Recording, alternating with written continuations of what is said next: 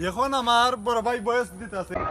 তো hello guys, আপনারা দেখতে পাচ্ছেন আমাদের জামালপুর জেলার ইসলামপুর থানায় ঐতিহ্যবাহী নৌকা বাইচ খেলা দেখতে পাচ্ছেন। আমাদের এখানে অনেক খেলা আপনারা দেখতে পাচ্ছেন। আপনি যে এই যে বৃষ্টির ভিতরে নৌকা খেলা দেখতেছেন, আপনার অনুভূতি কিরকম? খুব ভালো, দেখতেও খুব সুন্দর এবং এই যে বাইসাইড আছে এর জন্য আপনার দেহার খুব ইচ্ছুক।